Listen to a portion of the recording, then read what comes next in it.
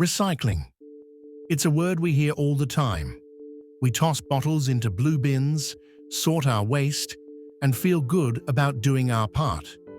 But have you ever stopped to ask, what really happens after the bin? Where does our waste go, and who's making money from it? Welcome to Nexus, where we untangle complex issues with clarity. In today's episode, The Business of Recycling, What Really Happens, we dive deep into the global recycling economy, the myths, the money, and the future of waste. At its core, recycling is the process of converting waste materials into new products. But it's not just about saving the planet. It's also a massive, complex, and sometimes controversial industry worth over $400 billion globally. The most commonly recycled materials include paper, cardboard, aluminum, steel, glass, and certain plastics. But not all recyclables are created equal. Some are profitable, others are not. Once your bin is emptied, the real journey begins. Collected recyclables are sent to a materials recovery facility, or MRF, a high-tech sorting center that separates, cleans, and prepares materials for resale. The sorted waste is then sold to manufacturers, in many cases, halfway around the world. That's right. Your soda can might travel thousands of miles before it's reborn as a new product. Recycling isn't just environmental, it's economic. And here's the catch. Recycling only works if it's profitable. Let's break down the economics. Aluminum is very profitable. It's easy to recycle and saves 95% of energy compared to producing new aluminum. Cardboard is in high demand, especially in the e-commerce era. Glass, though infinitely recyclable, is heavy and cheap, often not economical. And then there's plastic, the most controversial of all. It's hard to recycle, and its value fluctuates with oil prices. Many plastic items we toss into bins, especially flexible packaging and dirty containers, are never recycled.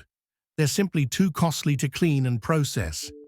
Instead, these often end up in landfills or are incinerated for energy, sometimes releasing harmful toxins into the environment.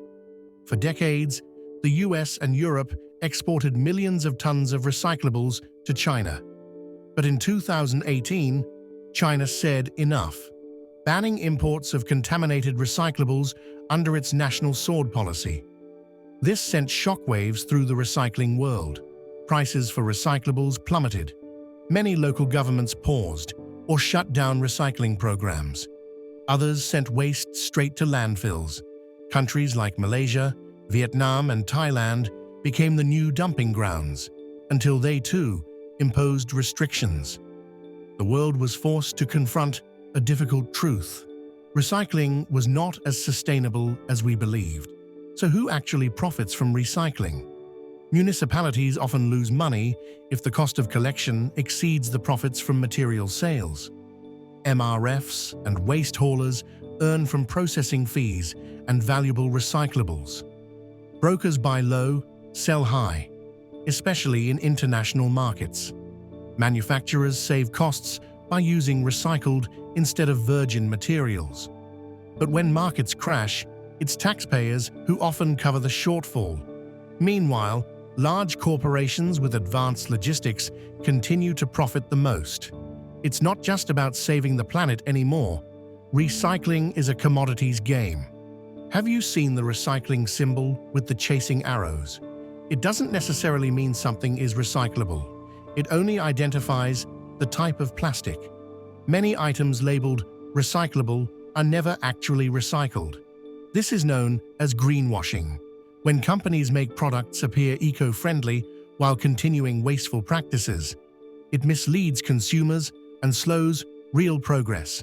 The future of recycling depends on innovation. Technologies like robotic sorters, chemical recycling, and bio-based plastics aim to improve efficiency and reduce environmental impact. Some companies are moving towards circular economies, designing products with reuse and longevity in mind rather than disposal. Policy matters too. extended producer responsibility laws are gaining traction, requiring manufacturers to take responsibility for their product's entire life cycle, from production to disposal. Recycling isn't dead, but it does need a reboot. What we need now is smarter systems, stronger policies, and greater consumer awareness. You can help by reducing single-use plastics, cleaning your recyclables, and supporting legislation that holds producers accountable.